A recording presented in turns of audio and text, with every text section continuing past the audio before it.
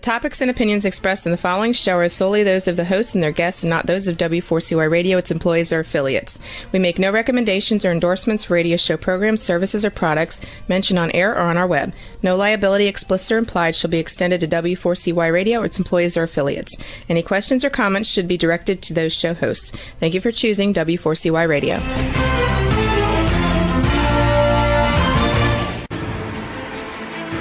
What's working on purpose anyway? Each week, we ponder the answer to this question. People ache for meaning and purpose at work, to contribute their talents passionately and know their lives really matter. They crave being part of an organization that inspires them and helps them grow into realizing their highest potential. Business can be such a force for good in the world, elevating humanity. In our program, we provide guidance and inspiration to help usher in this world we all want, working on purpose. Now, here's your host, Dr. Alise Cortez.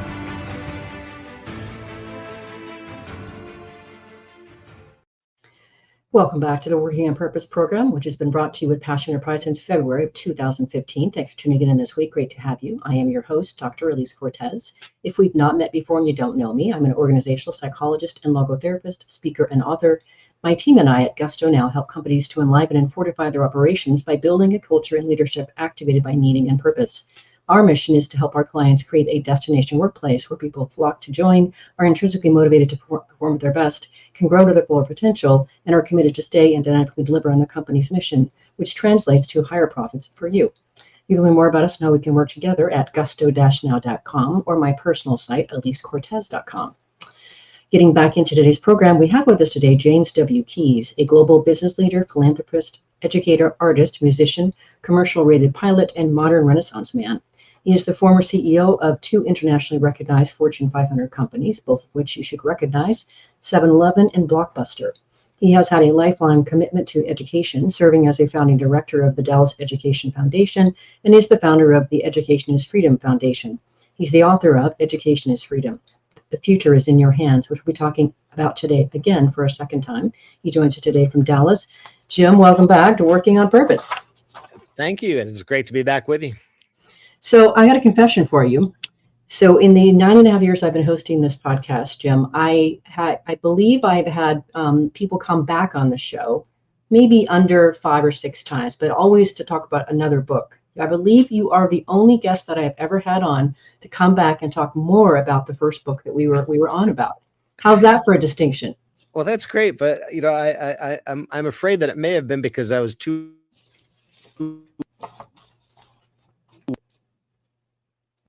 I used up all the time. We didn't get through the book.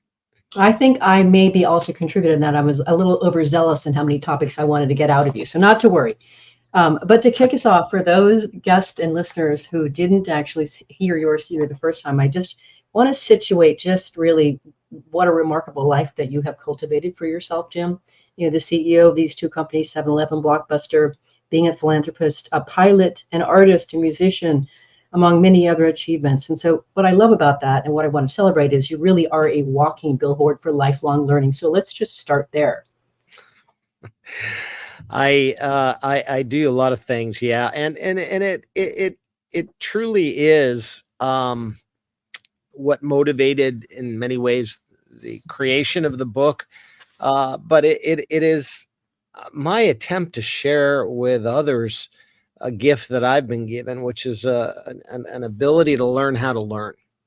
And this gift is one that just keeps on giving, because as I go through life, the more I can learn, the more interesting life becomes, just because whether it's learning how to paint or creating a piece of music or flying an airplane, it's just grateful every day for the opportunity to have new adventures that result from this very, very simple ability to learn, something that anyone can do. Learning is free. Yes, and I have to say that there's got to be a catalyst there, right? So, and so one of the reasons I love doing this program, Jim, and it's hopefully encouraging for others, is I want to help ignite their desire to learn. I want to help increase their appetite for learning. So clearly something in you, and we did talk a little bit about your own upbringing in the last program, so we won't revisit it so people can go back and listen to that other one, but clearly you've got an insatiable appetite to learn. So where does that come from? I wish I knew. I think it was probably that I never gave up being a child. That explains a lot, Jim. Okay. Like, it kind of does. Yeah. In fact, if you were to talk to family members, they'd say, yeah, that's about right. But in all seriousness, if you think about it, we all grow up with an innate curiosity and a desire to learn and just to ask why and to want to take things apart and understand how they work. And we all grow up with an ability to be creative, which is really the same thing as curiosity. It's just taking that curiosity to another level and having fun with it. And these are the things that many people lose as they get older, and for a whole host of reasons. But I think the culprit in many of us is insecurity, fear, those things that are caused by other people defining who we are. So at some point we sang like like no one cared. And then someone probably said, well, ooh, that's, cut it out. Or we crayon the wall and our parents said, don't do that, bad boy. And those negative influences that make you doubt yourself and your own ability to be curious or to be creative and just let it rip, stay with us, unfortunately. And some people let that happen. I think the difference with me, and I'll give you an example that someone said recently. They said, hey, we got to think outside of the box. And I said, well, thinking outside of the box, maybe we should learn outside of the box, because there really is no box. Right. And I think that was the difference, that I've never had a box. I've never let someone else define who I am by saying, oh, you're this, you studied this, so that's what you are, or you're this kind of person, or you're this demographic, so that's who you are, what you are. No, I'm whatever I want to be. And there is no box. The box is in our head. Well, I completely agree with that, which is why I do a lot of the work that I do inside organizations. And maybe that's the next book you got to work on, Jim, is helping people to, get rid of the boxes that society imposes on them. That might just be like you need something else to do. But let me just, and if your wife comes after me saying, Alise, you gave him this great idea, now he's off doing it. Yeah. The next book. Yeah.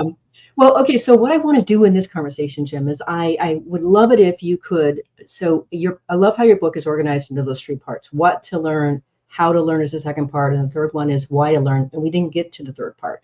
So right. Can we quickly just sort of give a little bit of some summation on what to learn and how to learn, and before we dive into the why to learn stuff, please? Sure. The what to learn came. Actually, it was an inspiration shortly after being named CEO of 7-Eleven for the first time. I was having those self-doubts. I was having those normal human instincts of, am I good enough? Am I smart enough, etc. And I was fortunate to stumble on what I now freely call my gift. And it really occurred to me in the course of a dream that I think I went through in some detail on our last chat. But the idea was that I had this dream, and I was told I was going to get this gift, and I woke up and I was all excited. I wrote down these 3 words. And when I stepped back from it and started to talk with friends and family about this gift that I was disappointed that I didn't get because I woke up too soon, they said, well, that is your gift. You have 3 things that I've now characterized as what to learn. You have these 3 things. You have an ability to embrace change and to find, even in negative change, something bad that happens, you're able to say, well, it happened for a reason, and I'm going to find the silver lining, and there's got to be one in here somewhere.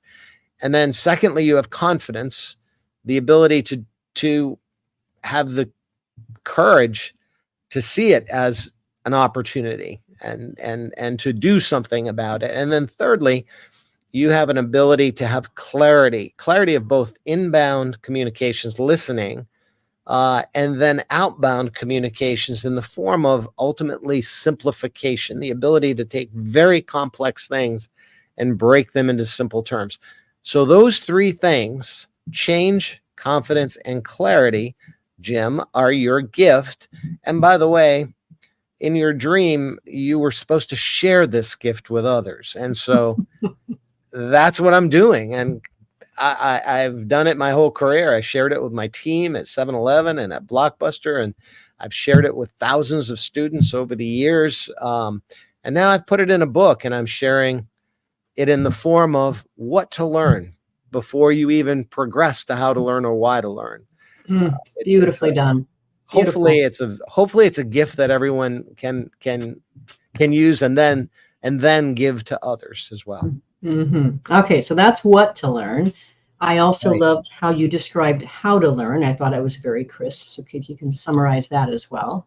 Sure. The first element of how to learn is critical thinking. And it's something this is something we all learn in grade school, the Socratic method, the scientific method, but the ability to truly dig in and use data, use knowledge, facts to make decisions, to form opinions.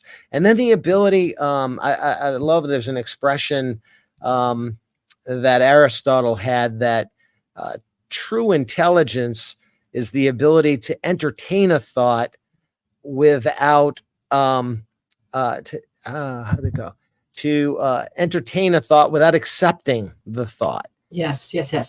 Yeah, and it's genius, and it's so relevant to what we're doing today when we have this social media magic that allows us to entertain all these thoughts, but we accept them as fact rather than engage our own critical thinking to challenge those thoughts and to make sure we have the facts behind them. So critical thinking is the first, and the second is curiosity. And that's what fuels critical thinking, because if you just scanning the internet and you take things at face value and you're not curious, you're curious enough to want to scan the internet. That's curiosity at work. But then you're not curious enough to dig deeper, to say, oh, that's interesting. I wonder if that's true. Let me find out. And then maybe take a Google search and find out the facts behind that meme that was so cute. That's curiosity. And then the final of the how to learn is creativity, which I mentioned in the previous session, that Einstein called it intelligence having fun. Yes, at play. Yes, I love that. And it truly is. It's just fun. Creativity is just letting your imagination run wild and having fun with it, whether it's painting or singing or playing music or learning a new language is all part of a creative design that allows you to have a richer life. Mm-hmm, completely agree. Now let's circle back to that critical thinking here, Jim. I can tell you that several of my clients have complained to me, and we've tried to address what they really see as a horrible lack of critical thinking in the people that are coming into their organizations. And so I appreciated what you shared in the book about how to develop that, how you specified some activities around that. I do really see that as a missing in a lot of today's workforce.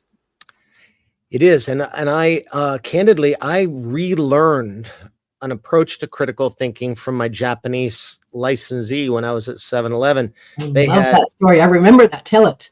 Yeah, they just had done a fabulous job of reinventing the idea of convenience, and they lit up the convenience business by constantly adapting to change. And I said the words, I've talked the talk before, but I wasn't able to execute to the extent that they did.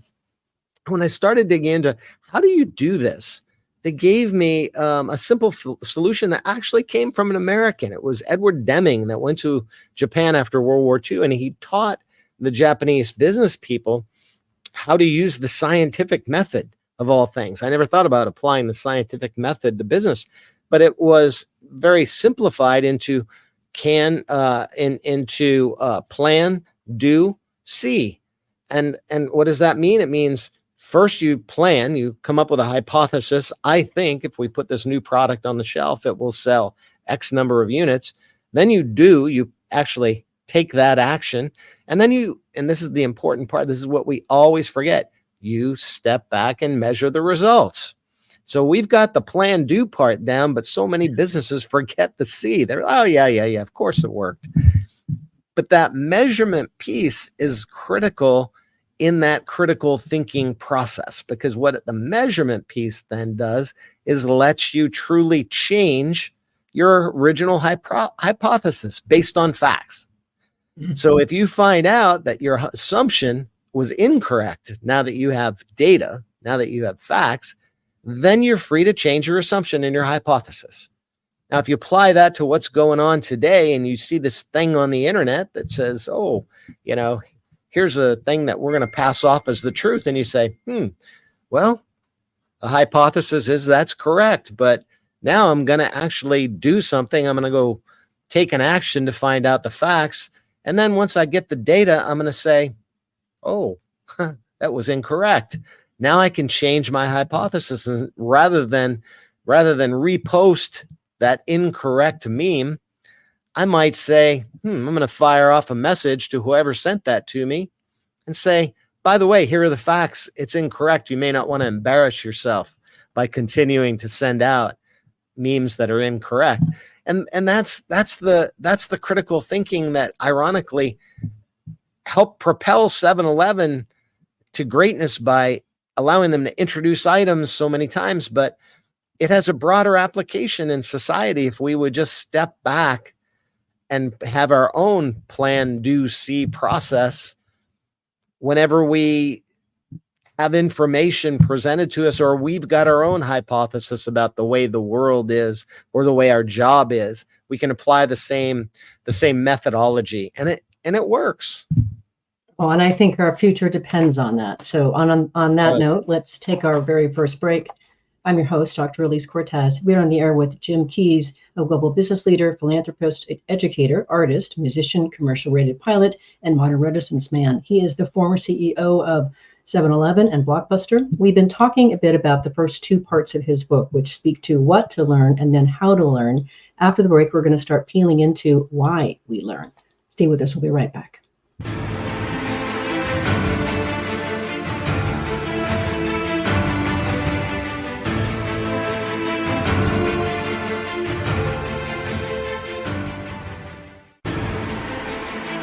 Dr. Alise Cortez is a management consultant specializing in meaning and purpose, an inspirational speaker and author. She helps companies visioneer for greater purpose among stakeholders and develop purpose-inspired leadership and meaning-infused cultures that elevate fulfillment, performance, and commitment within the workforce. To learn more or to invite Alise to speak to your organization, please visit her at alisecortez.com. Let's talk about how to get your employees working on purpose.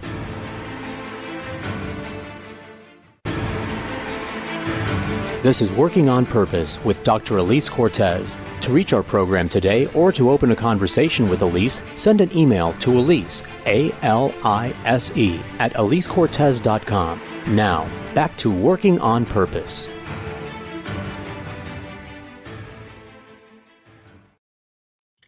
Thanks for staying with us and welcome back to Working on Purpose. I'm your host, Dr. Alise Cortez, as I am dedicated to helping create a world where people realize their potential at work and are led by inspirational leaders that help them find their greatness. I continue to research and write my own books. So my last one came out in March of 2023. It's called The Great Revitalization, How Activating Meaning and Purpose Can Radically Enliven Your Business. And I wrote it to help leaders understand the changed lay of the land in terms of who the workforce is and what do they want. And then I provide 22 best practices to help build into your culture to provide that for them. You can find my book at alisecortez.com or on Amazon. If you are just now joining us, my guest is Jim Keyes. He's the author of Education is Freedom. The Future is in Your Hands, which is what we've been talking about today. So, all right. So now, and I want to spend some time on this, Jim. I think this is really interesting. And the last thing that you were talking about is going to get us into the second one of the C's that you talk about. But in terms of why we learn, just like in your first other two parts, you have three pieces to that. But first, the why we learn piece was really interesting for me, Jim, because when I think about just, why do we spend all this time educating ourselves? I've been going to school most of my life. My poor mother was like, when are you going to stop going to school? I'm like, I hope never, Mom, which would give her a small series of mini heart attacks, of course, right? But putting forth, I think it's interesting that you have a whole section on why we learn. So let's just start with, why did you situate that section? Then we'll get into the three parts. Well, I'll start with a broader definition of why to learn and why education, and why the name education is freedom as opposed to education for a good job or something. And that came back to my dad, who didn't even graduate from, I think he went as far as the 6th grade. He was a factory worker, but he had spent some time in World War II on the Burma Road. He was a truck driver and an army guy, and came back from that experience. And he used to tell me stories about the Burmese people and the beautiful culture that he experienced, and how amazing it was to have been privileged. Even though it was World War II, he wasn't excited about being in the war, but he had the privilege of traveling the world for the first time in his life, small town Massachusetts guy. And he experienced the Burmese culture and the people and the food, and he was fascinated by that, and kept talking about, someday, if you ever have the chance, you should travel the world, because the amazing people you can meet and the things you can learn by getting out of this little area where everybody looks and sounds just like us is just amazing. So to him, that was the why of education, not about getting a fancy job or making a lot of money. His why was freedom.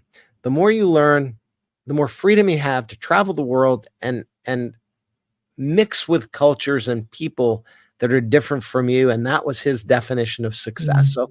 So from a very early age, I kind of filed that away. And that was a part of the inspiration for the book, being education is freedom. I grew up with a very different definition of what freedom was all about. And I was blessed with that. But then as I started writing the book, I got to the first 2 sections, and I was trying to simplify, almost a mnemonic device. Let's put this advice in the form of 3 C's or 6 C's so that it's memorable for people. And then I had given a draft of this manuscript to a friend, and he said, Jim, it's great that you're doing this, but you never addressed the why. And I was like, he said, did you ever read Simon Sinek's book about why? Just ask why. And then do you know the why of everything, of your being, of your business? And I reflected on that, and I thought, darn it, he's right. I haven't. And I started looking at the why, and I came up with, I actually had these 3 C's already in my head, and they were part of the formula, but I was, in the interest of simplifying, not adding too many steps in this. And then I said, wait a minute now. There are 3 of these C's that really very clearly explain why education is so important and why we have to learn. Yes, at 40,000 feet, it's all about freedom, but why is it so important to learn how to be free? And I started with the idea of collaboration, because in school, we tend to be individual performers. We, all through grade school and high school, we take tests, we study, but we're never asked to have to collaborate, except you might be in, your baseball team or something like that. And then we enter the workforce. And my first exposure to collaboration was in school, but it was in business school, where in anticipating the workplace, they forced us into case studies. And forced us into, okay. Well, they forced, and I say forced us because I hated it. The idea that my grade was going to be subject to some other knucklehead, who maybe didn't have the same work ethic or studying or whatever. But it's a great story, because I get into this first case study, and it was an accounting class. And I was like, oh, I'm dead. Accounting. This is terrible. I was a political science undergrad, and here I am at Columbia Business School, and I have to take core accounting. And then I'm looking around, and one of the guys in the case study was from PricewaterhouseCoopers. He's an accountant. I'm going, oh, okay. Maybe this collaboration thing's not so bad. He can actually help me. Then I started feeling guilty as like, oh, wait, these people all have accounting experience of some sort. He's the only CPA, but they all have some accounting. I'm the guy that doesn't have any accounting experience. And yet what I found is at the end of the case study, I contributed a completely, you talk about out of the box, a completely creative solution to comparing balance sheets that as accountants, their initial reaction was, you can't do that, And I asked, well, but yeah, why not? And we ended up using this creative solution, and we got an A in the class. So the non-accountant actually contributed. And what it demonstrated was the power of collaboration. Mm-hmm. And I've got another great example that I use going back to my childhood. I learned how to play an instrument early on in grammar school, a flutophone, and then I progressed to a trumpet. And I was terrible on the trumpet. But I then had the privilege of sitting in on a small youth orchestra, and I was just amazed at how good I sounded with the collaboration of other instruments and other students all playing together. Now, we were probably terrible because we were a youth orchestra, but we were a heck of a lot better than me alone on my trumpet. Right. And it was the power of collaboration. And I like to tell that story now because then I progressed and I ended up being chairman of the Dallas Symphony Orchestra. And I had a lot of activity on the stage with the musicians. And I learned these musicians were all very different, very, very different. And their instruments are very different. So think about, you've got this beautiful violin, right? Now, imagine these instruments were people. The violin's sitting there looking at the bass going, fat. An observation.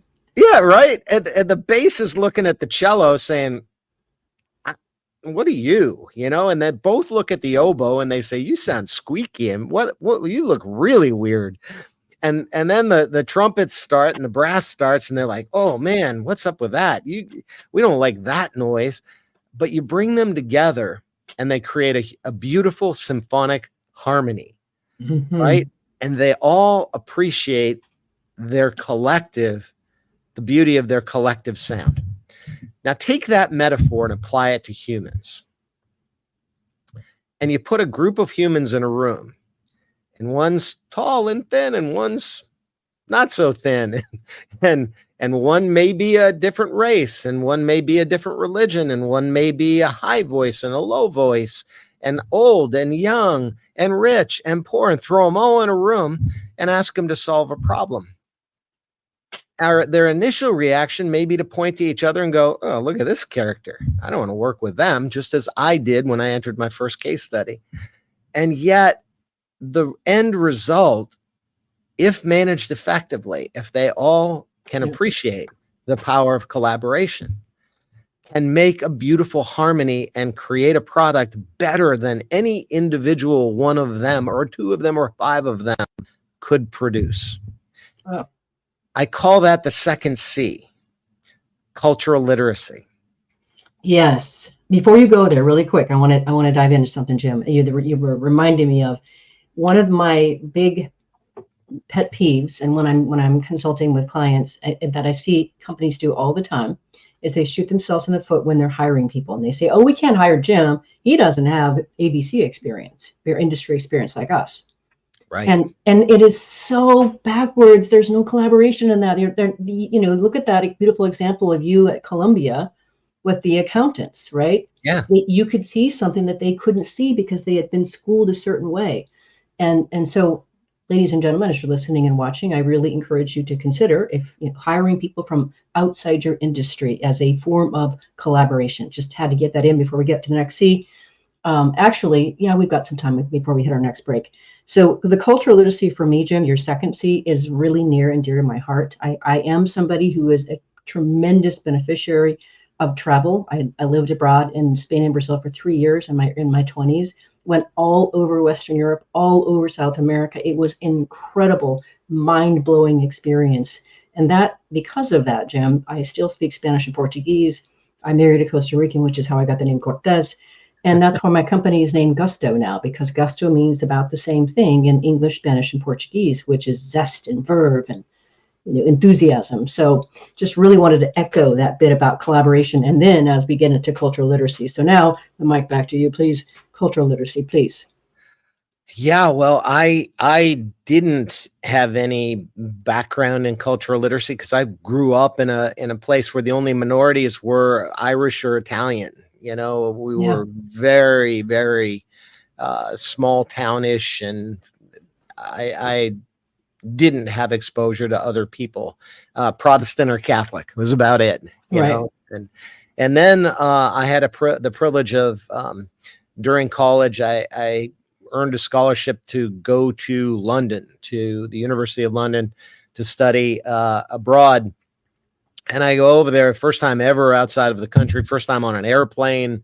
Wow. I parachute into, not literally, but I parachute into a place in Southeast London where I thought, boy, they're going to love me. I'm an American. Everybody loves Americans. And I got over there and they didn't like me at all. I didn't understand. I thought, how can you not like me? I mean, I'm American. I'm cool, right? And I was a Yank, and they called me names. They called me the Yank, and they weren't including me in their friend circles and everything. And it was pretty rough the first time.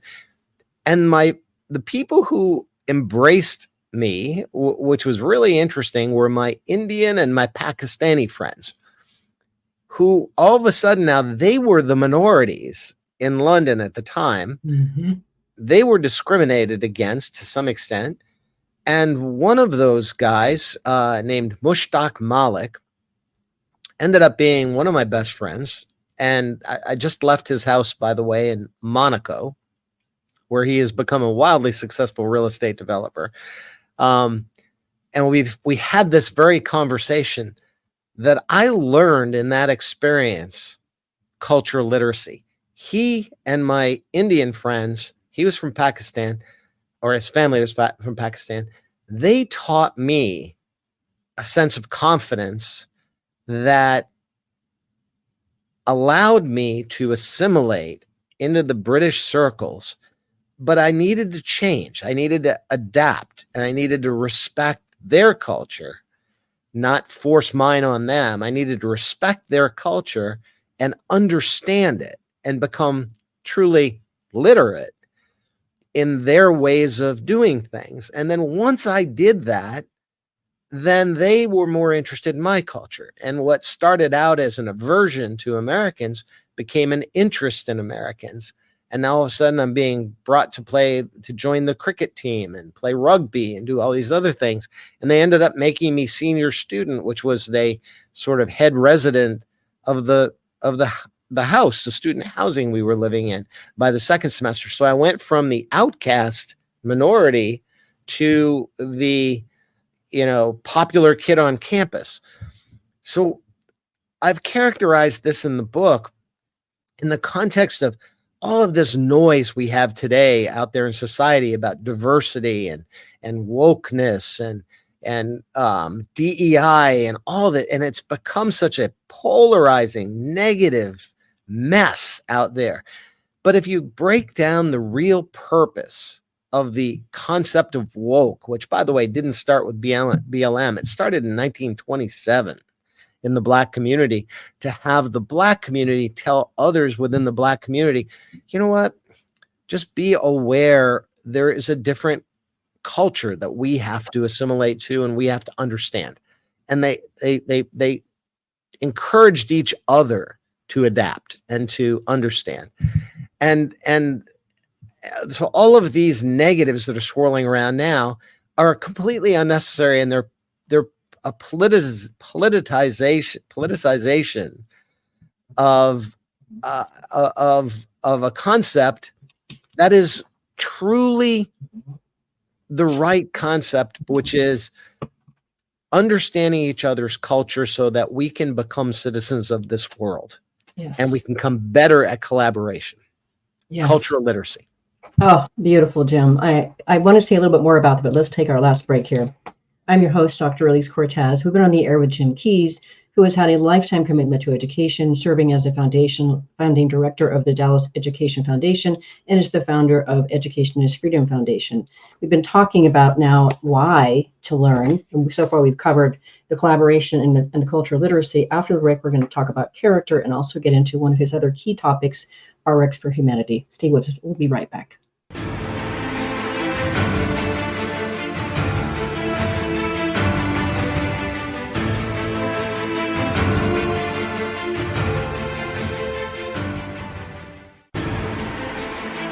Dr. Alise Cortez is a management consultant specializing in meaning and purpose, an inspirational speaker and author. She helps companies visioneer for greater purpose among stakeholders and develop purpose-inspired leadership and meaning-infused cultures that elevate fulfillment, performance, and commitment within the workforce. To learn more or to invite Alise to speak to your organization, please visit her at alisecortez.com. Let's talk about how to get your employees working on purpose.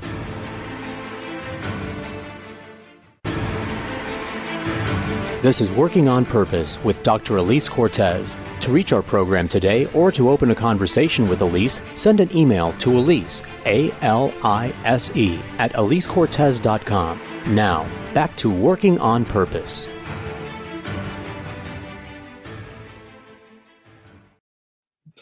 Interesting with us, and welcome back to Working on Purpose. I'm your host, Dr. Alise Cortez. I mentioned in the first break about my last book coming out in March of 2023, The Great Revitalization. What I did for you is I created a 3-page assessment that you can download from my website, gusto-now.com, and it will help you understand the extent to which you have a culture today that meets today's discerning standards.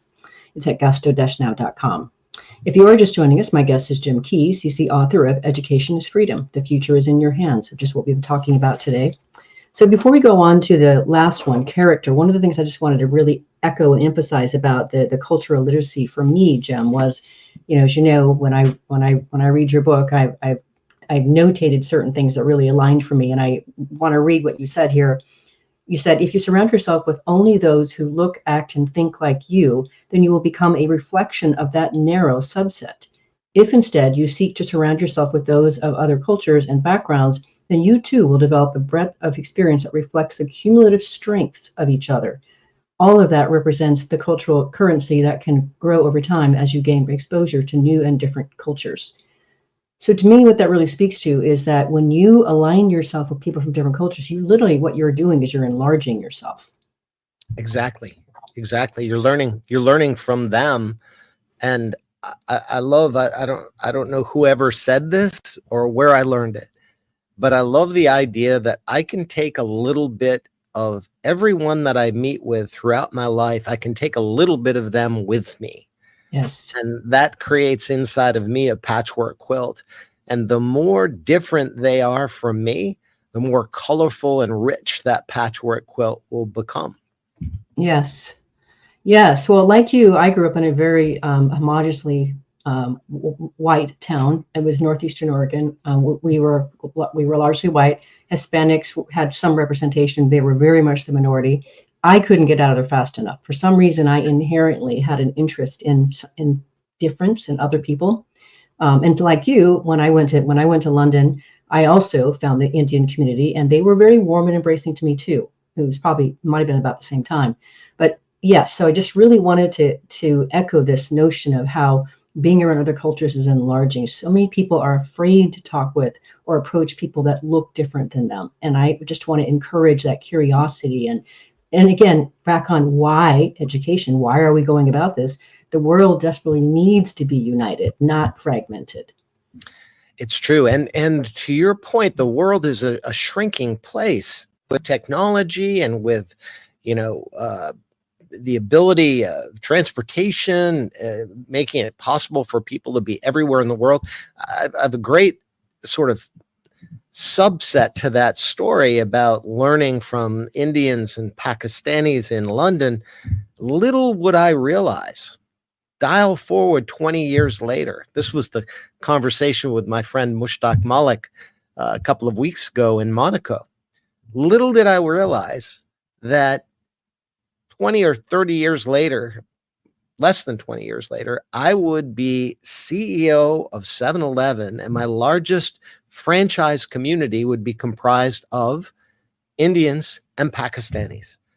And my ability to learn from my friends, their culture, and understand it, not be intimidated by it, not be misled by perceptions of it, but to embrace that culture was a huge career boost for me.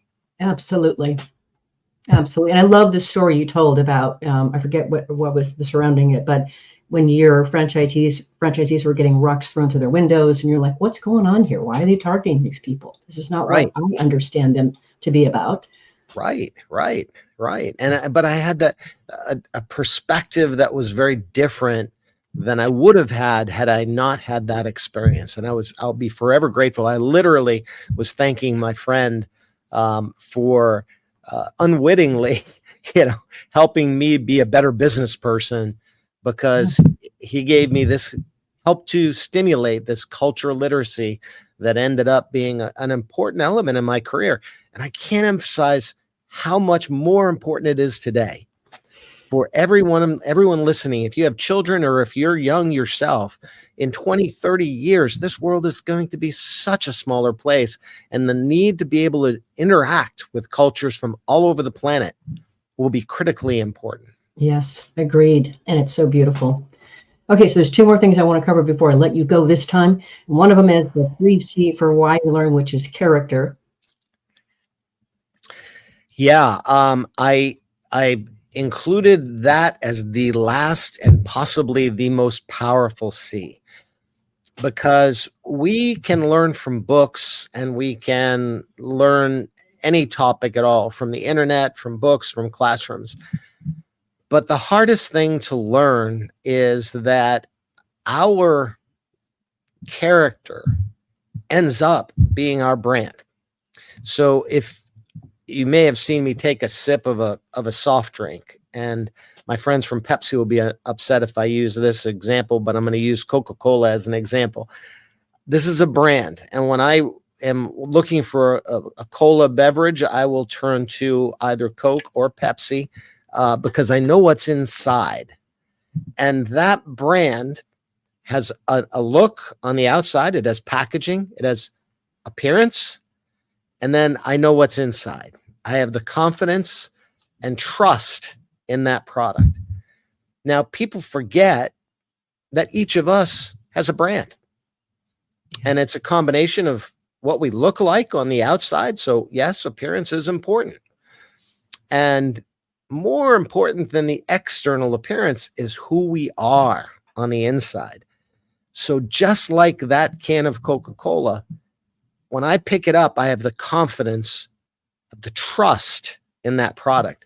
So our integrity, our gratitude, our compassion, our humility, all of those elements that make us who we are our brand. And, let's face it, people have choices with who they work with, who they associate with, who they want to invest in. And all of these choices come down to, what do people see and feel when they interact with you? It's your character. It's so critically important. Mm-hmm. Yeah, and if they also decide they want to follow you or not, too. Exactly. Right. So, all right. So we've done it. We've now covered the why we're learning here. That was exactly what I wanted to do. I wanted to get in there and chew on that part of your book, because we didn't get to it last time. The last thing that I want to cover, which I thought was a really, really fresh idea, is your notion of what's RX for humanity. Yeah, as I wrote the book, I intended it originally for young people. Let me help other students find the path to success that I was fortunate to find. And I'm gonna wrap it in what to learn, how to learn, and why to learn. And then as I began to work on the book and research things like, well, what are the obstacles? What are the obstacles to collaboration? What are the obstacles to critical thinking? And what are the obstacles to people embracing change? I came with a constant theme that I discovered. And it's the same thing I discovered in the business world. It's the same thing I discovered in the academic world. and that is fear. That what is it that causes, I'm going to take you all the way back to grade school. Remember in grade school when I was that kid that said, I know. And I was ridiculed for it. You probably were too. And that's had nothing to do with me. It had everything to do with them, that they were afraid that I was going to show them up, that they were going to get left behind, that the teacher was going to like me better than them. It was fear, right? And so dial that forward. And then I entered the workforce and I discovered, wait a minute, it's the same thing. It's first, I discovered it in a blue collar world in a factory where I was working too hard and people were criticizing me to the point of wanting to fight with me over. You were a rape buster. Yes, I know. I remember that story. Yeah, it's terrible. And what was that? It was fear. They didn't want to lose their job. They didn't want to look bad. And then dial it to the white collar world. Same thing.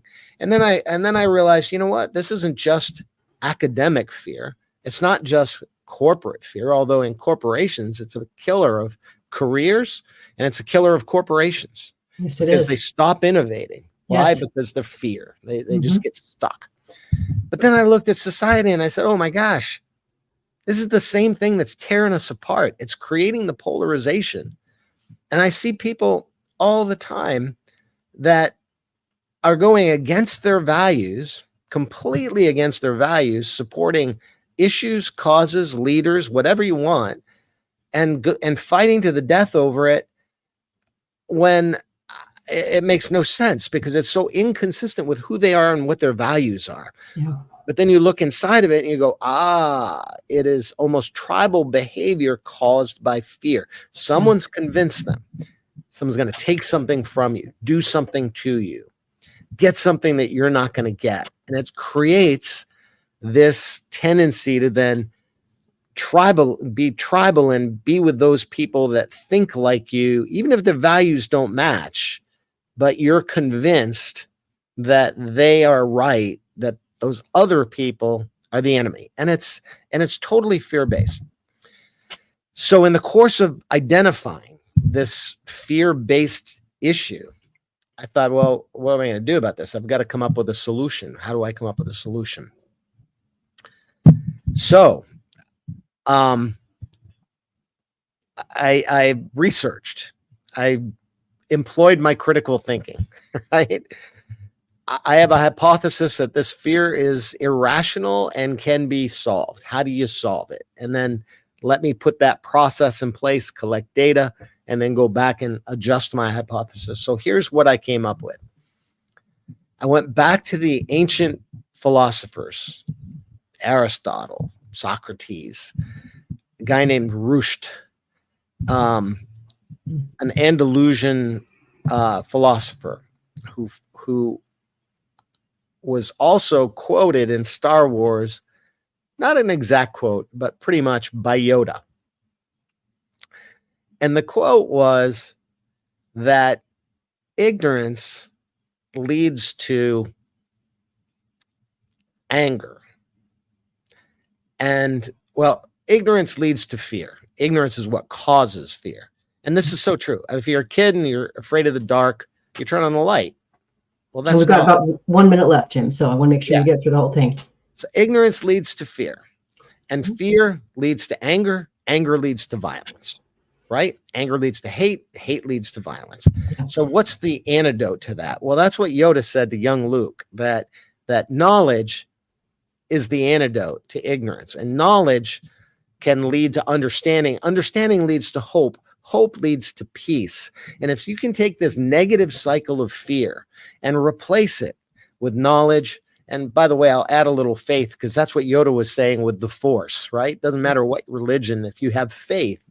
So the combination of knowledge and faith can reverse this cycle of fear that society is in today and reverse it by using knowledge and faith to have hope, and hope leads to understanding and peace. And what a better world to live in. So that's literally why I said that the book Education is Freedom. I said, The future is in your hands because it's up to each and every one of us individually to conquer fear through knowledge and to replace that cycle of fear with a cycle of hope. And that, I believe, makes this book a self-help guide for humanity if people will look at it in that fashion. Which is why I wanted to have you back on. Jim, thank you so much for coming back. You are a gift. I'm so glad to know you. Listeners and viewers, you are going to want to learn more about this man, he and his life and what he's created. You can find him at a couple sites, educationisfreedombook.com or his personal site, jameswkeys.com. We'll catch you next week for another titillating version of Working on Purpose. This is something that is my pride and passion. I bring it to you with conviction, and I hope I'll see you next week. Thanks again, Jim. Thank you. We hope you've enjoyed this week's program. Be sure to tune into Working on Purpose, featuring your host, Dr. Alise Cortez, each week on W4CY. Together, we'll create a world where business operates conscientiously, leadership inspires impassioned performance, and employees are fulfilled in work that provides the meaning and purpose they crave. See you there. Let's work on purpose.